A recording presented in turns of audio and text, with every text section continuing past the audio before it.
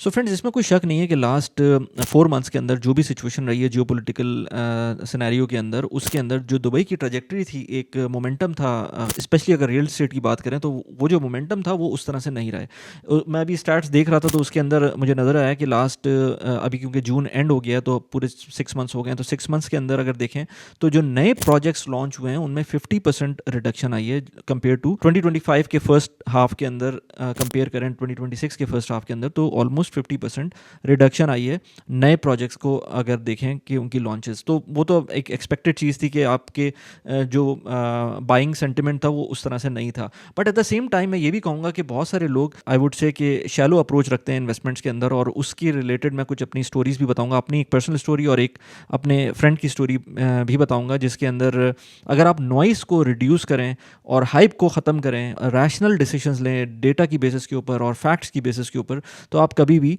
नुकसान में नहीं रहेंगे। और अगर नुकसान होता भी है तो वो मिनिमाइज हो सकता है, और ना सिर्फ मिनिमाइज होगा कि अगर उसको लॉन्ग टर्म होराइजन पर रखेंगे तो वो इवेंचुअली रिकूप भी हो जाएगा। तो आज वही मैंने कहा कि 2-3 चीज़ें उस बारे में बात करेंगे, प्लस ये कि ये वीडियो स्पेसिफिकली स्टेक के बारे में है, क्योंकि स्टेक के ऊपर मैं हर 2 महीने बाद वीडियोज़ बना ही रहा होता हूँ, जिसके अंदर अपना पोर्टफोलियो भी दिखाता हूँ। मैं अभी आपको अपनी ऐप के ऊपर जाके दिखाऊंगा कि करंट पोर्टफोलियो का स्टेटस क्या है। और लास्ट वीडियो के अंदर काफ़ी लोगों ने कहा था कि उनके जो कुछ प्रॉपर्टीज़ हैं वो आइडल हैं। मेरा एक एग्जिट भी है और उससे रिलेटेड भी कुछ इंपॉर्टेंट चीज़ें हैं जो कि मैं बताऊंगा।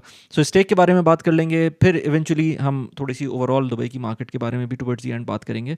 सो विदाउट फर्दर डू, जो पहली स्टोरी है और मेरी पर्सनल स्टोरी है उससे रिलेटेड बात करें। बाय द वे आपको टाइम स्टैम्प मिल जाएगी, जो भी चीज़ें हम बात करें ना उसके हिसाब से। अगर आपको डायरेक्टली स्किप अराउंड करना है तो वो भी आप वीडियो में कर सकते हैं, बट आई वुड सजेस्ट कि आप पूरी वीडियो देखें। So first story my own. मैं जिस घर में रहता हूँ, मैं रेंटल प्रॉपर्टी में रहता हूँ। हमेशा से बताया कि मैंने अभी तक कोई अपनी प्रॉपर्टी रहने के लिए नहीं ली। मैं अपने घर जिसमें रह रहा हूँ वो मेरा रेंटेड अपार्टमेंट है, और I don't have any intention to buy for my own living purpose. और उसके बहुत सारे रीजंस हैं, मैं उसके ऊपर अलग से बात कर सकता हूँ, but not this is not the topic. Point ये है कि इतना सब कुछ हो रहा है, रेंटल्स कम भी हो रहे हैं। अगर आप देखेंगे न्यूज़ के अंदर तो आपको नज़र आएगा कि रेंटल्स कम हुए हैं। प्रॉपर्टी प्राइसेस के अंदर ऑलमोस्ट 5 to 10% का कहीं कहीं डिप भी आया है, कहीं कहीं इंक्रीज़ भी हुई है, कहीं कहीं डिप भी आया, कहीं कहीं स्टेबल भी रही हैं। तो मेरा जो रेंटल है स्पेसिफिकली वो थोड़ा सा बढ़ा है, नहीं थोड़ा सा नहीं बढ़ा है, इनफैक्ट 10% इंक्रीमेंट आया है। और ये बहुत सारे रीजंस होते हैं, दुबई के अंदर डायनामिक्स डिफरेंट होते हैं रेंट इंक्रीज़ और डिक्रीज़ होने के।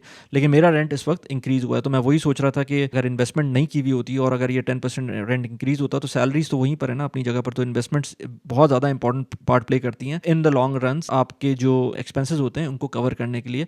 एक पॉइंट आता है कि अगर आप प्रॉपर्ली इन्वेस्ट करते हैं तो आप अपनी इन्वेस्टमेंट्स के थ्रू बहुत सारी चीज़ें, बहुत सारे एक्सपेंसेस अपने कवर कर सकते हैं। जो लोग कहते हैं ना कि रेंटल्स दुबई के अंदर कम हो गए, बहुत सारी जगहों पे कम हुए हैं, लेकिन ऐसा नहीं है कि अक्रॉस द सिटी और ब्लैंकेट वे के अंदर यूएई बेसिस के ऊपर कम हो गए। इनफैक्ट अबू धाबी का मैं बताऊं तो अबू धाबी ने तो एक रेंट कैप लगा दी है कि आप रेंट लैंडलॉर्ड बढ़ा नहीं सकते। अगर आप एज अ टेनेंट कहीं रह रहे हैं तो आपका रेंट बढ़ नहीं सकता स्पेसिफिक टाइम पीरियड के लिए, क्योंकि वहाँ पर सप्लाई का मसला था। वही बात है ना, मीडिया में नज़र आ रहा होता है कि मार्केट डाउन है, बट ये लॉ लाने का रीज़न अबू धाबी के अंदर कोई ना कोई तो होगा ना। सो एज सच कोई बहुत बड़ा डिप नहीं आ रहा है अक्रॉस द बोर्ड। तो ये एक चीज़ बहुत इंपॉर्टेंट है। दूसरी एक इम्पॉर्टेंट चीज़ ये कि जो कोई भी इन्वेस्टमेंट ले लें वो उसके अंदर इन्वेस्टमेंट कैरीज रिस्क।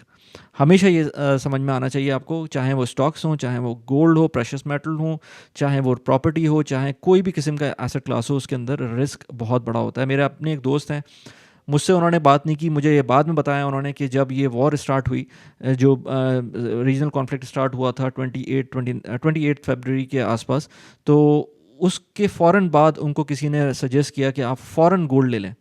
और भाई ने अपना एक बिज़नेस स्टार्ट करना था। उन्होंने कहा बिज़नेस तो मैं अभी स्टार्ट नहीं कर रहा क्योंकि ये मेरा सिचुएशन ऐसी हो गई है, तो मैं एक काम करता हूँ। जो 3 लाख 4 लाख दिरहम थे उनके पास अपने बिज़नेस में इन्वेस्ट करने के लिए, उन्होंने उस बिज़नेस में इन्वेस्ट करने के लिए जो फंड्स थे उससे कंप्लीट उन पैसों का गोल्ड ले लिया। जिन्होंने उनको मशवरा दिया था उन्होंने ये उनको शायद बेहतर मशवरा ही होगा उनके हिसाब से, बट ये चीज़ समझनी चाहिए कि जो आप इमीडिएट यूज़ के अंदर पैसे लेके आ रहे होते हैं, उसको इस तरह से इन्वेस्ट नहीं करना चाहिए। गोल्ड की प्राइस इस वक्त 25% डाउन है at the start of this conflict से लेकर अब तक 25% डाउन है। एक इतना स्टेबल एसेट जो कि लोग कहते हैं कि वॉर हो जाए, इन्फ्लेशन हो जाए, उसके अंदर आपको हेज प्रोवाइड करता है, वो 25% डाउन है। और इस तरह के लोग जो आई वुड से कि गैम्बल उन्होंने किया उस चीज़ के ऊपर, अपने इतने इंपॉर्टेंट पैसे जो कि बिज़नेस में स्टार्ट करना था, आज वो अब आज सब कुछ ठीक है यूएई के अंदर। इनफैक्ट मैं क्या कहूँ लोगों को, जो लोग सोशल मीडिया पे बातें कर रहे होते हैं, मेरी शुरू की कुछ वीडियोस जो उस टाइम की थी जब ये वॉर स्टार्ट हुई थी, उसके कमेंट्स जाके देखें, दे वर सो नेगेटिव।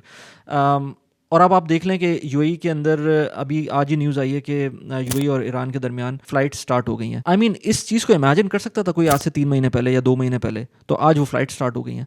तो इवेंचुअली बिजनेस एज यूजुअल हो जाएगा। और वो जो साहब थे जिन्होंने अपने 4 लाख दिरहम इन्वेस्ट किए गोल्ड के अंदर, आज वो 25% डाउन है, यानी कि 4 के 3 लाख दिरहम हो गए, और आज उनको वो कैपिटल चाहिए, उसको इन्वेस्ट करना है। यही मेरा पॉइंट ये है इसको करने का, इस बात को यहाँ करने का, कि जब भी आप इन्वेस्टमेंट करें अपने उन पैसों को लगाएं। अगर पैसिव इन्वेस्टमेंट करें, चाहे वो स्टॉक्स हो, चाहे वो गोल्ड हो, चाहे वो लेट्स से प्रॉपर्टी हो, जिसका आगे 5 से 10 साल का आपका होराइजन हो, ताकि आपको उसके अंदर बाद में कोई प्रॉब्लम ना हो सके। मैं स्टेक की जब भी वीडियो बनाता हूँ मैं हमेशा कहता हूँ कि मेरा जो होराइजन है इसके अंदर 4 से 5 साल का होता है, इससे कम का किसी सूरत नहीं हो सकता। तो जो पैसे आपके पास हैं वो 4 से 5 साल के लिए हैं, तभी जाके इसमें इन्वेस्ट करें, या किसी भी प्रॉपर्टी या किसी भी इन्वेस्टमेंट एसेट क्लास में, अनलेस अनटिल वो फिक्स डिपॉजिट है या कोई इस तरह की बॉन्ड्स है या इस तरह की कोई चीज़ है, तो फिर एक अलग चीज़ है। अदरवाइज उसको शॉर्ट टर्म के लिए इन्वेस्ट ना करें। अब मैं आता हूँ स्टेक के ऊपर। स्टेक के बारे में मैं मल्टीपल वीडियोज़ पहले भी बना चुका हूँ, अभी भी मैं थोड़ा सा उसको डिटेल में डिस्कस कर लेते हैं,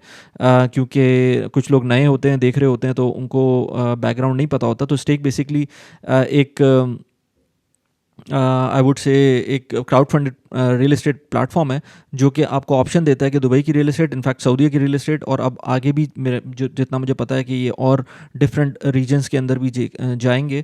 बट एट द मोमेंट आपको दुबई की रियल एस्टेट के अंदर आपको इन्वेस्टमेंट का ऑप्शन मिलता है। एज़ लो एज़ 2000 दिरहम से आप इन्वेस्टमेंट स्टार्ट कर सकते हैं, और इसके अंदर सऊदीया के अंदर भी इन्वेस्टमेंट स्टार्ट कर सकते हैं। But when I go into this application तो आपको और चीज़ें पता चलेंगी। तो मैंने स्टेक की ऐप अपनी खोल ली है, और इसके अंदर आपको मैं अगर अपने पोर्टफोलियो में लेके चलूँ, तो पोर्टफोलियो में लेके इसलिए मैं डायरेक्ट जा रहा हूँ कि आपको यहाँ पर ये बता सकूँ कि पहले तो मैं अगर अपनी सारी प्रॉपर्टीज़ को यहाँ पर विज़िट कर लूँ, तो मेरे पास 26 प्रॉपर्टीज़ इसके अंदर इन्वेस्टेड हैं। अगर मैं 1 बाय 1 इसके अंदर जाऊँ, पहले मैं थोड़ा सा लोड कर लेता हूँ उसको, ताकि जो है वो वन गो में जब हम कर रहे हों तो फिर मसला ना हो। So now let's say if I go back, पहली मेरी प्रॉपर्टी एग्जिट इन प्रोग्रेस है। इसके बारे में अभी बात करते हैं। और बाकी ये यहाँ पर ये सारी प्रॉपर्टीज़ नज़र आ रही हैं। ये 2 प्रॉपर्टीज़ मैंने लास्ट मंथ ही इसके अंदर इन्वेस्ट किया है। इसके अलावा आप देख लें जितनी भी प्रॉपर्टीज़ हैं, 26 प्रॉपर्टीज़ के अंदर से पहली प्रॉपर्टी एग्जिट पे है, 2 प्रॉपर्टीज़ अभी रिसेंटली इन्वेस्टेड हैं, 1 2 3 4 5 6 प्रॉपर्टीज़ रेंटेड हैं, एक रेनोवेशन इन प्रोग्रेस है, दूसरी भी रेनोवेशन इन प्रोग्रेस है। ये दोनों फिक्स एंड फ्लिप की प्रॉपर्टीज़ हैं। एक में पॉज है, दूसरी में पॉज है, तीसरी भी रेनोवेशन इन प्रोग्रेस है। एक और जो कि ये फिक्स एंड फ्लिप की तो नहीं है, बट इसको फिक्स एंड रेंट की का एक मॉडल है। इसके ऊपर मैंने अलग से बहुत सारी वीडियोस बनाई हुई हैं, उसको आप जाके अलग से भी देख सकते हैं। But I am just showing you कि कितनी प्रॉपर्टीज़ में इस वक्त रेंट का पॉज है।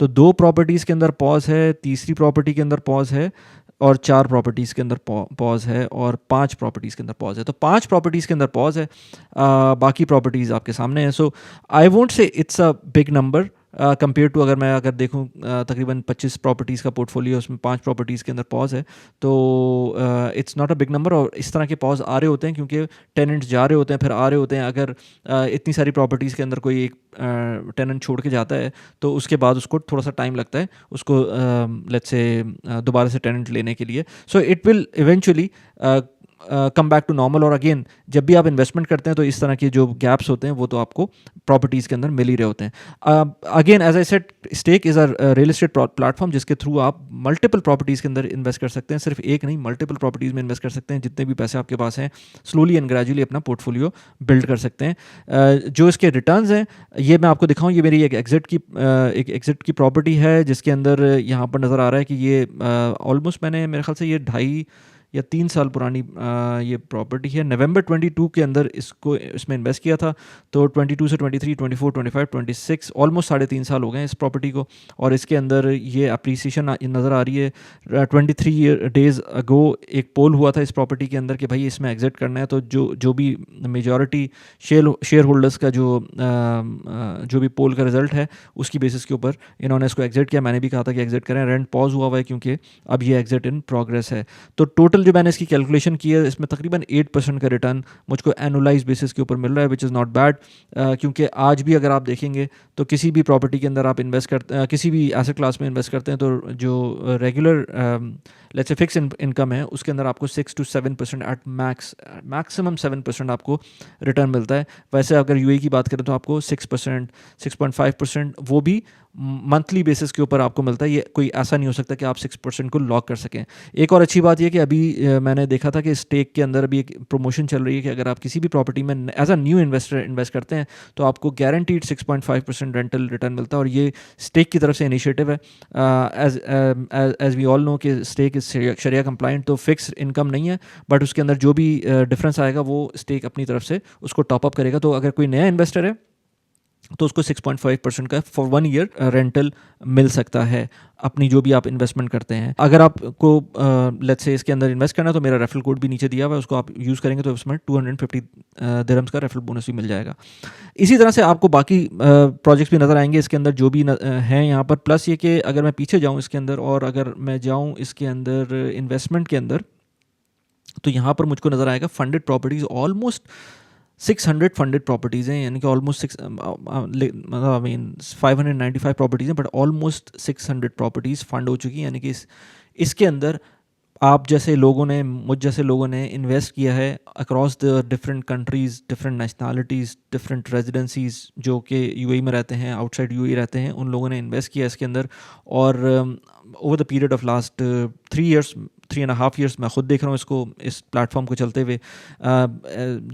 जो सऊदी के अंदर जो प्लेटफॉर्म है ये CMA से रेगुलेटेड है, और दुबई के अंदर जो DFSA से रेगुलेटेड है। सो रेगुलेशन का कोई मसला नहीं है। As we know all know कि इन्वेस्टमेंट ऑलवेज कैरीज रिस्क। मैं हमेशा कहता हूँ कि अपने इन्वेस्टमेंट होराइजन को लॉन्ग टर्म रखें। गोल्ड जैसे इन्वेस्टमेंट एसेट क्लास के अंदर जब ये मसले हो सकते हैं तो फिर प्रॉपर्टी के अंदर भी हो सकते हैं, जो अभी हमने देखा रीजनल कॉन्फ्लिक्ट के अंदर लिक्विडिटी के इश्यूज आए थे। But at the same time जो आपकी एक सॉलिड एसेट होगा ना, उसमें कभी भी कोई मेजर इशू नहीं आएगा। अगर आपने सॉलिड एसेट के अंदर, चाहे वो स्टॉक्स हों चाहे वो प्रॉपर्टी, अगर सॉलिड कैलकुलेशन की बेसिस के ऊपर सॉलिड जो आपकी लेट्स से आपने कोई उसमें वर्किंग की है उसकी बेसिस के ऊपर इन्वेस्ट करेंगे तो उसमें कोई मसला नहीं होगा। सो यहाँ पर आपको नज़र आ रहा है कि किस तरह से मल्टीपल प्रॉपर्टीज़ फंडेड हुई हैं। अवेलेबल प्रॉपर्टीज़ के अंदर जाऊँगा तो 3 अवेलेबल प्रॉपर्टीज़ मौजूद हैं।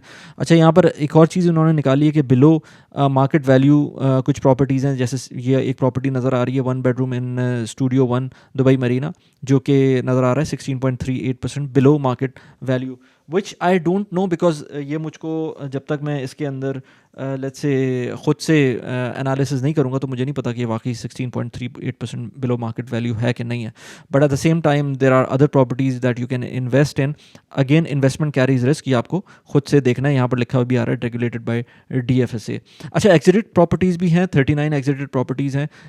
इसमें मेरी भी 2 प्रॉपर्टीज़ एग्जिट हुई थी इससे पहले, और अभी एक एग्जिट हो रही है property. So those are some properties. Apart from that अगर मैं स्टेक के अंदर और चीज़ें, मैंने कोई चीज़ मिस तो नहीं कर दी। I think I have covered most of the things. I want to go into funds. Basically funds जो हैं वो सऊदी और US 2 फंड्स हैं इस वक्त जो स्टेक के अंदर मौजूद हैं। इस वक्त कोई अवेलेबल नहीं है फ़ंड इन्वेस्टमेंट के लिए, बट 4 फंड इससे पहले फ़ंड हो चुके हैं, और उसका पोर्टफोलियो भी मेरा यहाँ पर मौजूद है जो कि सऊदी रियाल के अंदर नज़र आ रहा है, क्योंकि फ़ंड ज़्यादातर सऊदी बेस्ड हैं। इसके अलावा अगर मैं जाऊँ, अच्छा, सऊदी बेस्ड होने के साथ एक चीज़ ये कि मैंने एक बहुत अच्छी चीज़ देखी स्टेक के अंदर कि आप जब भी इसमें रिपैट्रिएशन करते हैं, सऊदी से जब भी पैसे मंगवाते हैं, जो भी मेरा प्रॉफिट होता है जब भी आता है, वो विदाउट एनी डिडक्शंस आता है।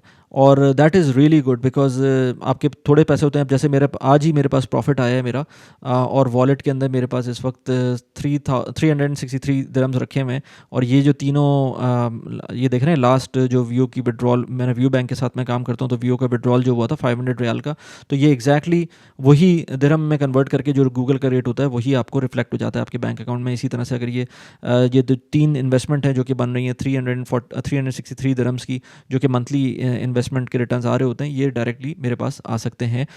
इन एनी केस अभी इस वक्त अवेलेबल कोई भी फंड नहीं है आपको। अगर प्रॉपर्टीज़ में इन्वेस्ट करना है दुबई की, तो वहाँ पर आप कर सकते हैं। इसके अलावा एक और अच्छी चीज़ जो है वो स्टेक वन जो इन्होंने लॉन्च किया है, वो एक बहुत ज़बरदस्त चीज़ है। अगर आपको ऑफ प्लान प्रॉपर्टीज़ में इन्वेस्ट करना है तो आप उसके थ्रू कर सकते हैं। रॉ डिस्ट्रिक्ट, इसकी मैंने वीडियो भी बनाई हुई है, आप मेरे चैनल पे भी जाके देख सकते हैं। इसके अलावा सी क्लिफ दुबई आइलैंड्स है, Beverly park Dubai land DLRC के अंदर है, शोभा सेंचुरी है दुबई लैंड के अंदर। So many projects are available.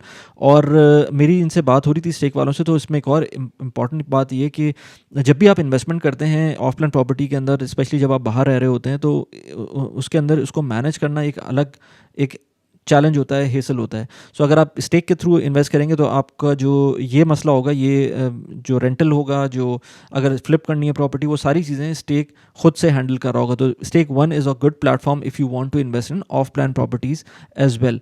Apart from that एक और चीज़ इंपॉर्टेंट ये कि जब भी आप इन्वेस्ट करते हैं लेट्स से किसी भी डेवलपर के साथ, लेट्स से अगर मुझे कोई चीज़ समझ में आ जाती है और मैं कहता हूँ कि स्टेक वन के थ्रू मैं इन्वेस्ट करता हूँ, तो एक अच्छी चीज़ स्टेक वन में ये है कि आप क्रेडिट कार्ड यूज़ कर सकते हैं।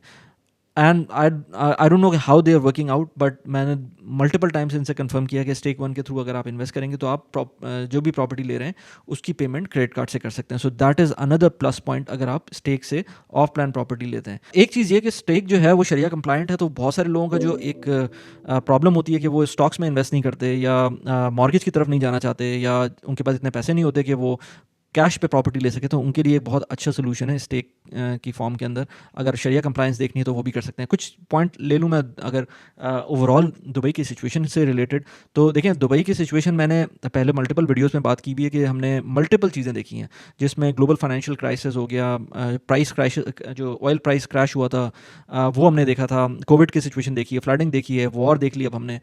जो इतनी सारी चीज़ें देखकर जो मैं यहाँ पर रह रहा हूँ, तो मुझे आइडिया है कि किस तरह से जब इश्यूज़ होते हैं, जब चैलेंजेस आते हैं, तो गवर्नमेंट किस तरह से उस पर एक्ट कर रही होती है। So I have seen the way government has responded to all the things whatever was happening in the surrounding. उसकी बेसिस के ऊपर बहुत ज़्यादा लोगों में एक कॉन्फिडेंस आ रहा होता है। 1990s में जब गल्फ़ वॉर हुई थी, उसमें मेरे अपने फादर पाकिस्तान आए हुए थे उस टाइम पर जब गल्फ़ वॉर इनिशिएट हुई थी, तो उस वक्त उनको लोग कह रहे थे कि भाई आप वापस ना जाएं। हालांकि वो अबू धाबी में थे और गल्फ़ वॉर कुवैत में हो रही थी। बट एज ऑफ नाउ अगर मुझसे कोई पूछे अगर आपको पाकिस्तान वापस जाना है, या और भी बहुत सारे लोग ऐसे भी हैं जो कि यूरोपियन कंट्री से भी यहाँ पर हैं और ड्यूरिंग द वॉर वापस नहीं गए, बल्कि मैंने मरिया के साथ एक पॉडकास्ट की थी। मरिया ने अपनी यहाँ पर ब्रसल्स से हैं वो, और उन्होंने यहाँ पर अपनी कार वॉश कंपनी खोली हुई है। उनसे जब बात की तो वो भी नहीं गए थे, और बहुत सारे ऐसे यूरोपियंस हैं जो नहीं गए थे यूरोप या कनाडा या लेट्स से यूके। यूरोप के कौन से अच्छे हालात हैं भी आप देख रहे हैं कि जो हीट वेव वहाँ पर आई हुई है, एयर कंडीशन तो आप लगा नहीं सकते। बल्कि I was joking with someone कि हम कभी सोच भी नहीं सकते थे कि दुबई को समर डेस्टिनेशन की बात होगी, कि दुबई एक as a summer destination promote हो सकता है। Dubai as a summer destination इस वक्त प्रमोट हो सकता है, क्योंकि सब कुछ इंडोर है, आपकी एयर कंडीशनिंग चल रही है, कोई मना नहीं करता एयर कंडीशन लगाने से।